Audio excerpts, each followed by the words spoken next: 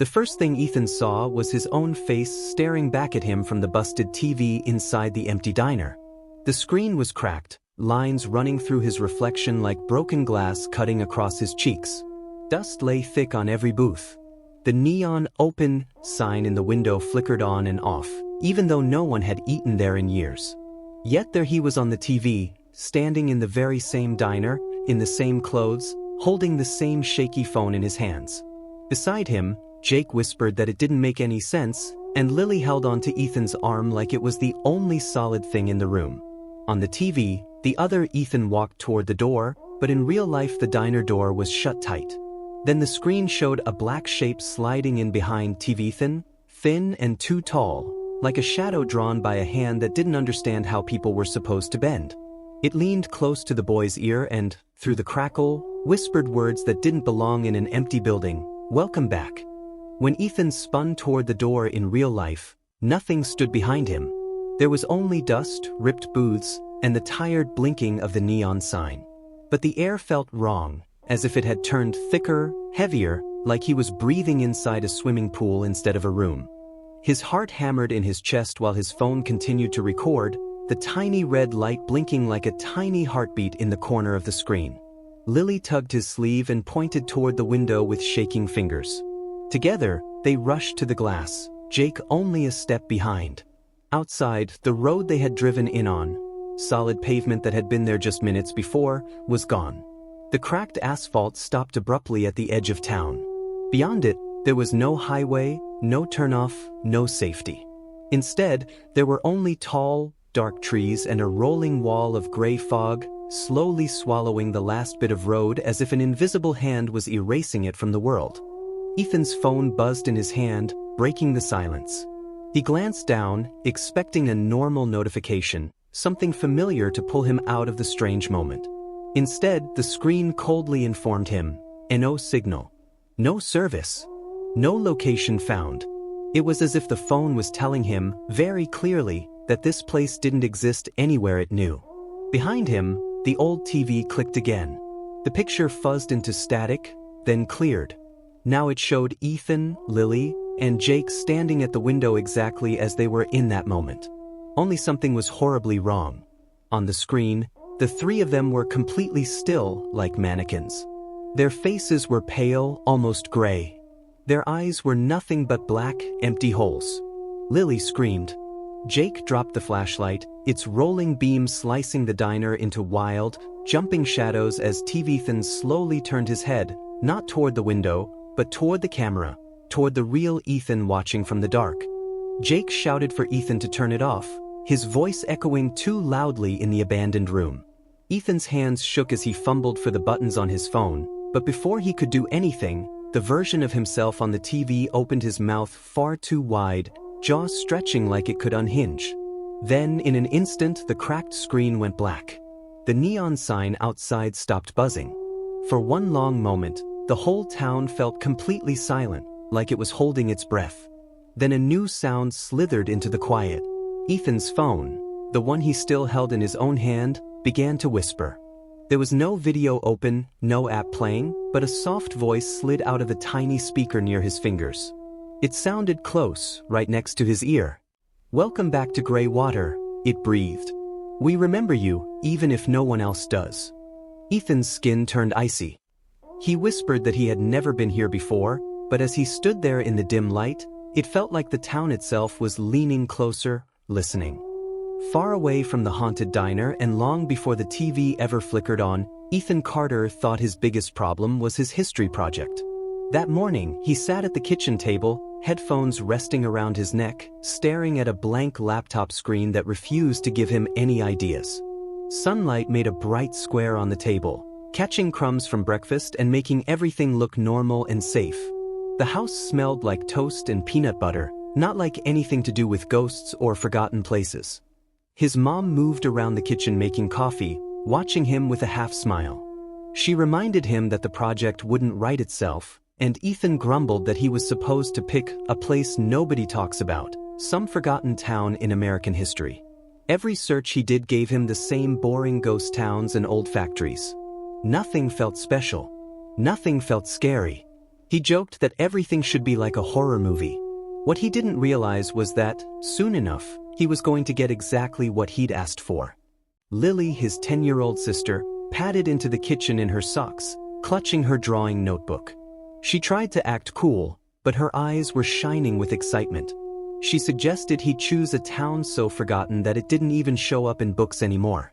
Ethan laughed and asked how he was supposed to find a place that didn't seem to exist. That was when Lily opened her notebook and showed him a rough sketch. A crooked main street, old wooden houses, and a church with a broken bell tower. Above it, she had written in big letters, Greywater, Ohio. When Ethan asked where she got it, Lily explained she had found a strange video the night before. It was posted by an Explorer channel, a guy who made videos about weird locations. The title had said, "The most haunted town in America they don't want you to find." But when she clicked on it, the video was only 3 seconds of blackness before it glitched and closed.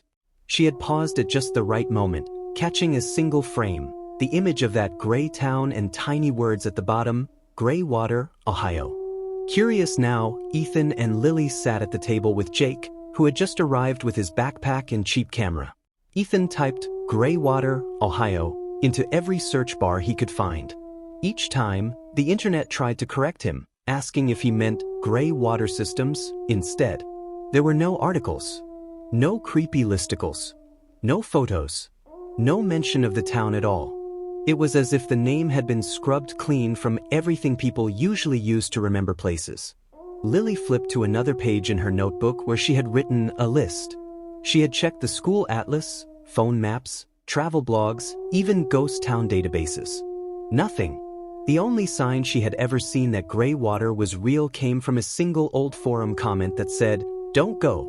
They erased it for a reason, posted by a user called laststop_13, then deleted when she refreshed the page. As Ethan read, a small shiver traveled down his spine. For the first time that day, "forgotten place" didn't feel like a boring homework phrase. It felt like a warning. With Jake leaning over his shoulder and Lily pointing from her sketch, Ethan opened a map of Ohio and switched to satellite view. The screen shifted into an overhead picture of fields, roads, rivers, and small towns. It all looked ordinary at first. But Lily remembered details from the paused video: the bend in a river, the direction of the train tracks, the tall church tower watching over everything like a finger in the sky. Following her clues, Ethan dragged the map slowly, tracing thin backroads with his cursor. His eyes scanned the twisting shapes until Lily suddenly jabbed a finger at the screen, telling him to stop. The river curved exactly as she had drawn it. Old train lines cut across. But in the middle of those familiar shapes, there was something that didn't belong. A blank patch. Where there should have been houses or trees or anything at all, the map showed only gray fuzz, as if someone had taken a digital eraser and smeared that spot away. As Ethan zoomed in closer, the edges of the blank area sharpened, but the middle only grew stranger.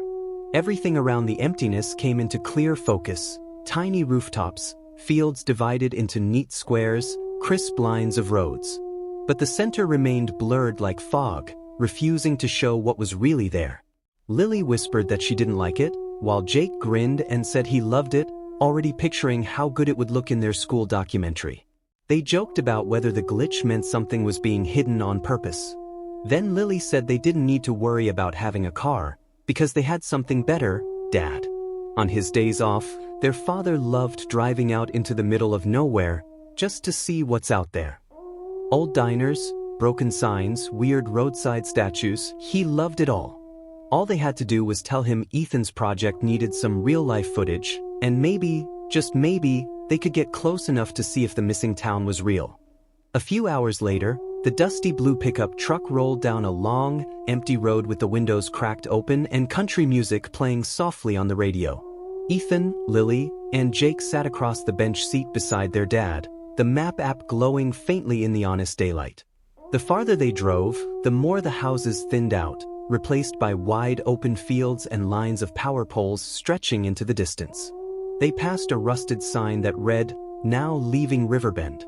Drive safe." And then the world became nothing but trees, fields, and road.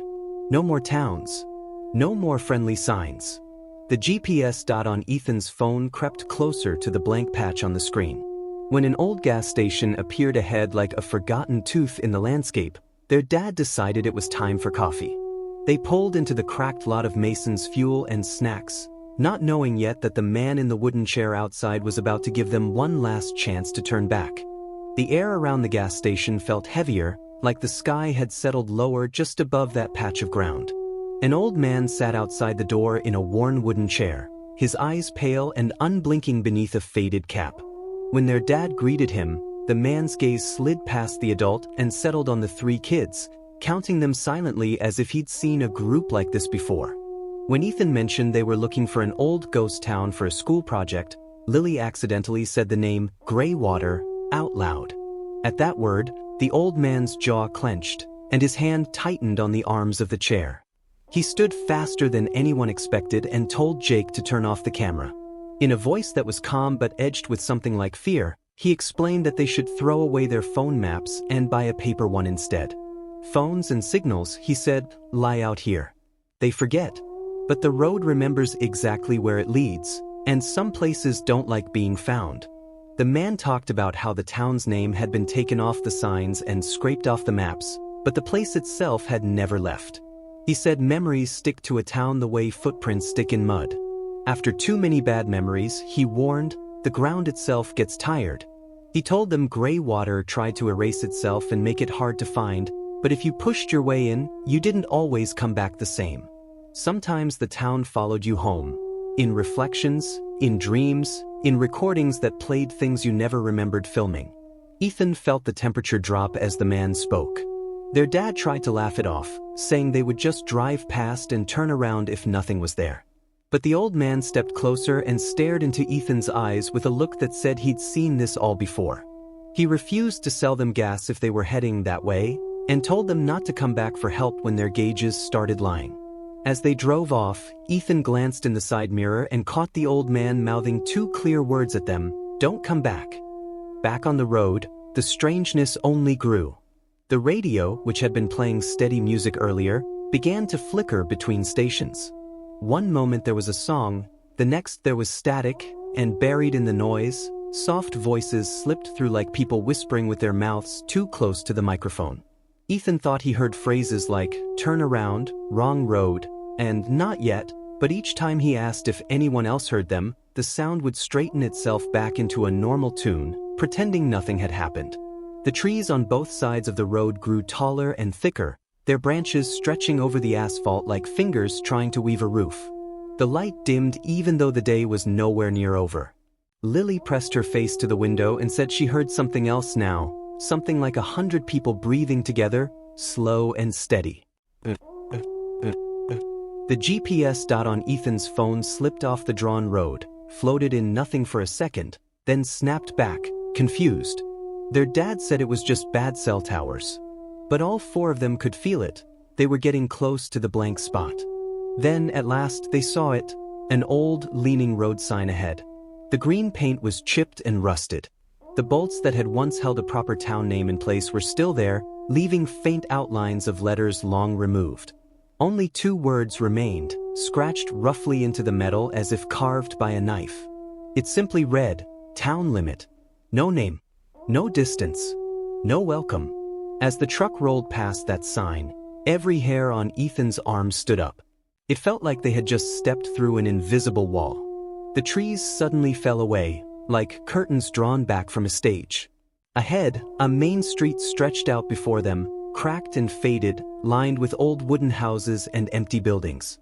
A diner huddled on one corner with a broken neon sign. A small grocery store sat nearby, its windows boarded. And towering over everything crooked and tired was a narrow church with a bent bell tower. Greywater, just like in Lily's drawing, had stopped pretending it wasn't there. Their dad slowed the truck to a crawl, staring at the dead town in quiet surprise. Jake lifted his camera, whispering that this was perfect for their project. Ethan forced a brave tone, saying it was only an old place, nothing special, but his eyes couldn't stop scanning every shadow. They passed a bigger metal sign that had been spray-painted black, almost completely covered. Underneath the paint, faint letter shapes hinted at the erased name. GRAYWATE. The truck rolled to a stop in the center of Main Street. The silence pressing in around them felt deeper than anything Ethan had heard before. No car engines. No birds. No barking dogs. Just a weak wind nudging a few pieces of paper along the pavement like lost ghosts. Their dad rubbed his chin and made a plan. They would park, look around quickly, film a few things, and leave before the sun dipped too low. Ethan agreed, pretending not to notice the soft, faraway ring of a bell that had started up somewhere behind the church. Out of the truck, the town smelled like rain that had been promised but never came.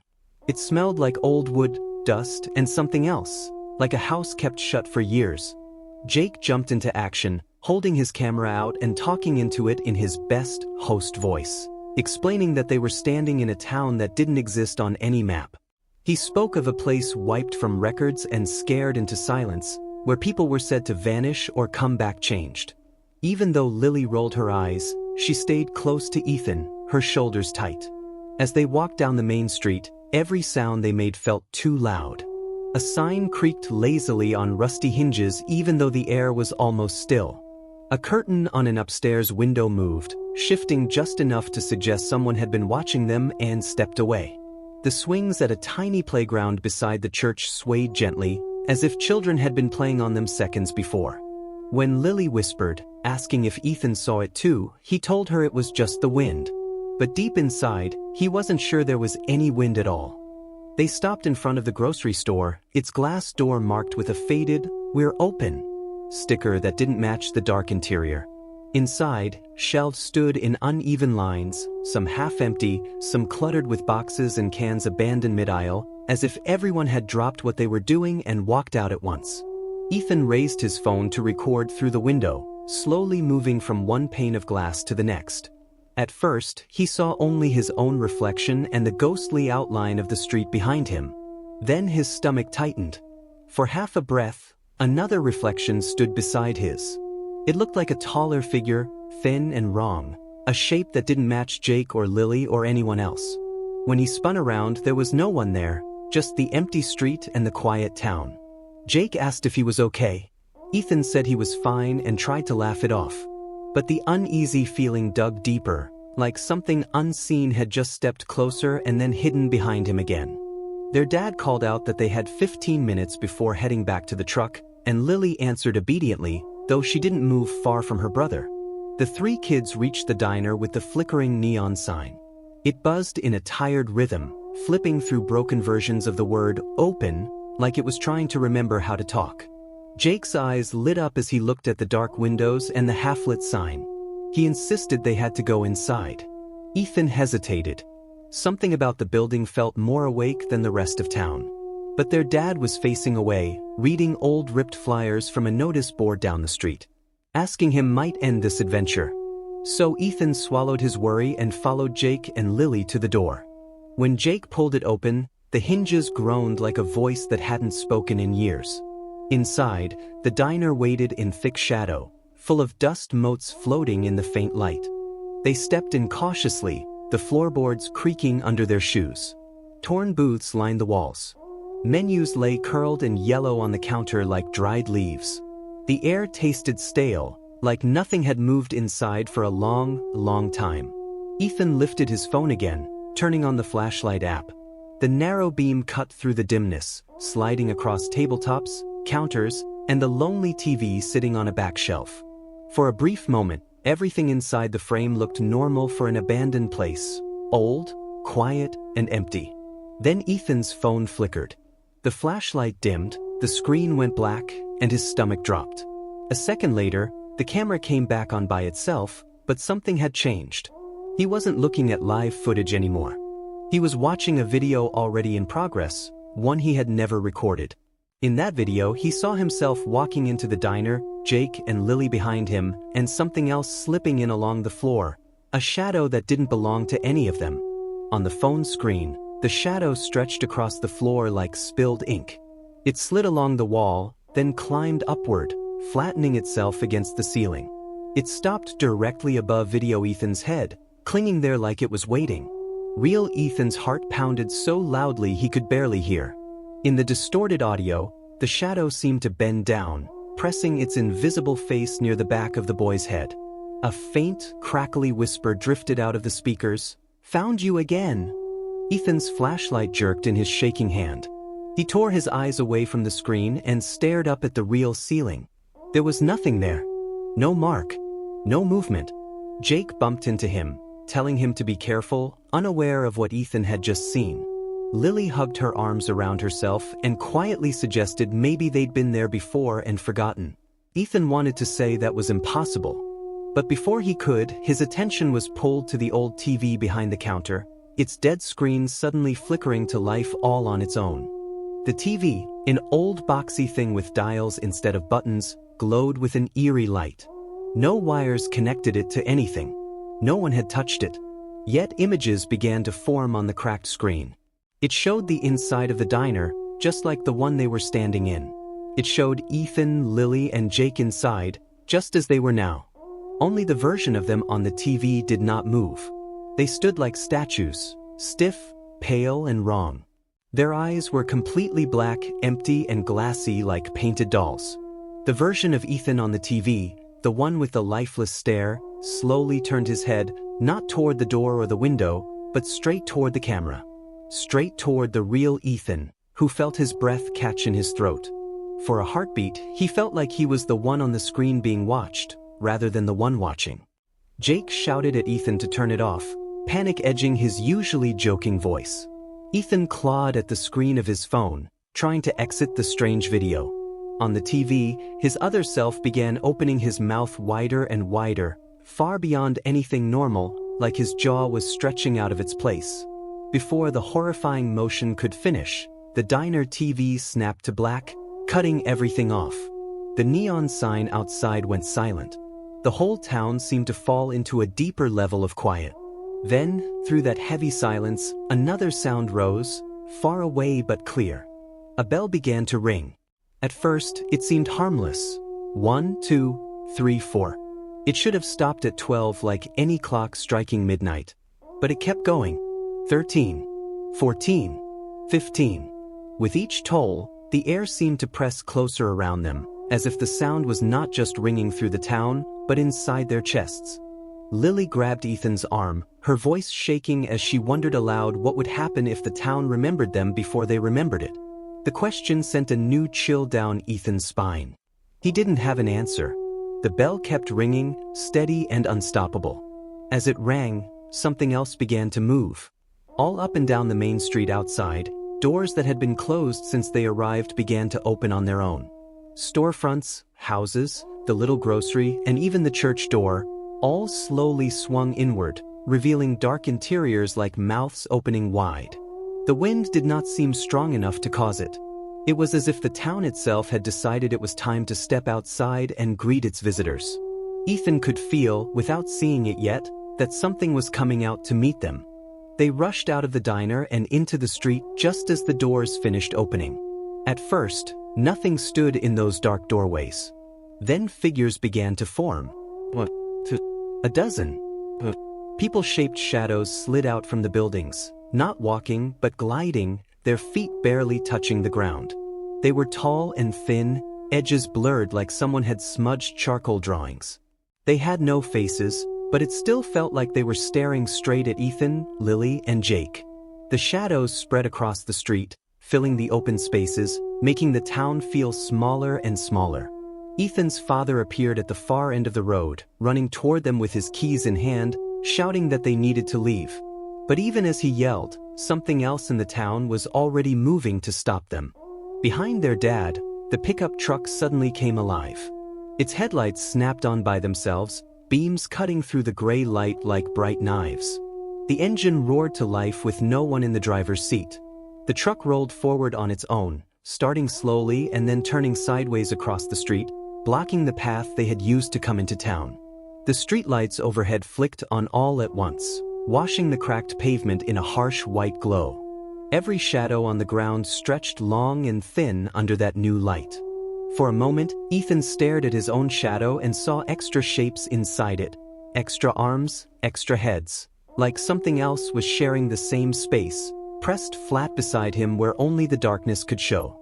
Fear turned his hands cold as their dad shouted for them to run, and the shadows in the doorways began to move faster. The bell rang again, louder than before, as if it was right above them instead of high in the church tower. 16, 17, 18.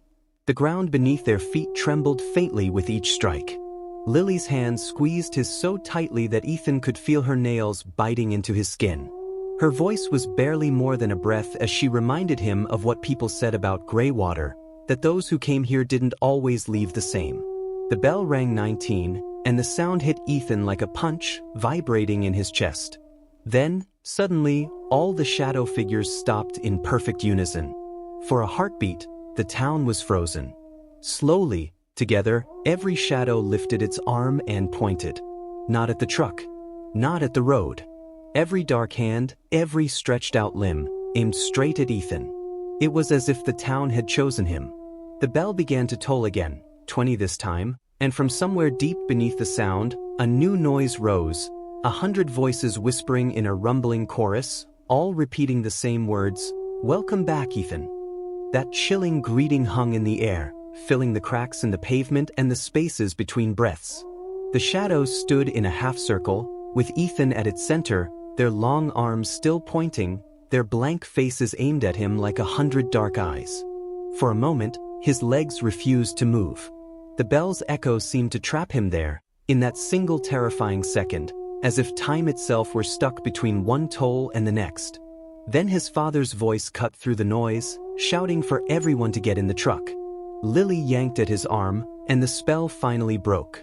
They ran, feet slapping the ground, hearts pounding. The shadow figures glided behind them, not hurrying, but somehow always closer than they should have been. As Ethan raced toward the truck, one thought filled his mind like a scream he couldn't let out. The town knew his name, and it wasn't going to let go easily.